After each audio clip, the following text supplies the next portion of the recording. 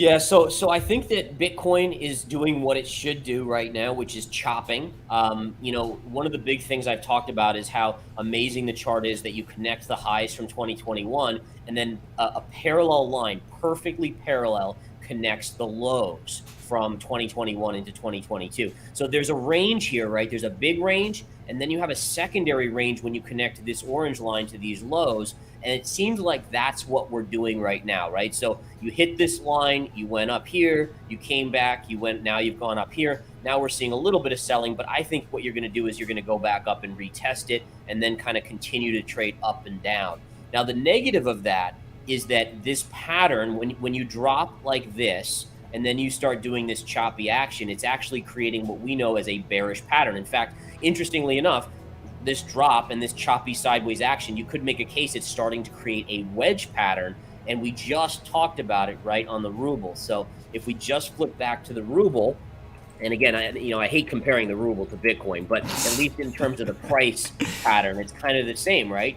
Here's your big collapse, and now you're starting to trade in this range here. And then my guess is eventually Bitcoin does break lower and goes down. I still have a price target of like 20K or sub 20K, man.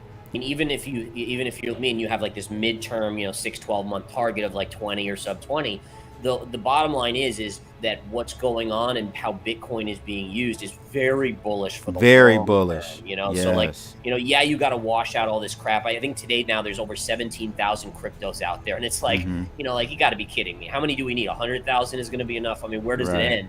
So you got to flush this kind of weak money out, and then the best will survive. And again, the question is, how low does Bitcoin have to go during that flush, where then the Darwinian, the strongest, will ultimately survive and go higher. But that's my guess, is what you're doing here is you're chopping. You'll create kind of a bearish sideways wedge. Then you'll head down on the chart. You'll break down. If you think about it like this, right? The S&P 500 is down, I don't know, what is it, 10% or whatever off the highs. If we get another 10% correction in the S&P, and you've already seen a 40% correction in Bitcoin, you would think that another 10% in the stock market would drive Bitcoin probably down to 20 just by itself. Pattern on Bitcoin, right? So let me remove these lines because I want to show this here. I love showing this because this is one of the most powerful concepts to understand. So if you look at the chart of Bitcoin recently, right, over the last year, 2 years, you have this kind of M pattern, right? And then what you want to do is you want to say, okay, well, in history, the .coms are very similar. So go to Amazon. And if you go to Amazon and we flip over to the weekly chart and go back to the .com bust or just before it, the pattern on Amazon is almost identical, right? So you have this same M pattern. And then ultimately Amazon went from $112 to like $6. So if you're waiting to buy Bitcoin, you might get a great opportunity at even as low as 10 or sub 10,000. But check this last thing out. So remember this M pattern on Amazon. Now what I'm going to do is show you the future for Bitcoin. Yes, it could get nasty over the next 6, 12, 18 months. But if we go to the monthly chart on this Amazon chart, look at this, folks. So you know where that M pattern was? All the way down there. Right there. So if you want to make a long case, bull case for Bitcoin, is that, yeah, sure, it's got to have the .com bust and you got to see a lot of this crap washed away. But if it follows Amazon's track, you're going up a hell of a lot in the next, 20 years, which is actually what I think is going to happen. If we were drawn into a military conflict and hopefully it doesn't escalate to nuclear weapons, but I do think then, as it would be a risk-off trade. Everyone would rush to the U.S. dollar. They would rush to physical metals. I think especially with nuclear war, or at least the potential of it, you have to understand that the grid could go down. There could be attacks on the U.S. grid or anywhere in the world, which then, arguably a lot of people would lose access to their Bitcoin. So Bitcoin could easily see a flush to, literally 5,000 or sub 5,000.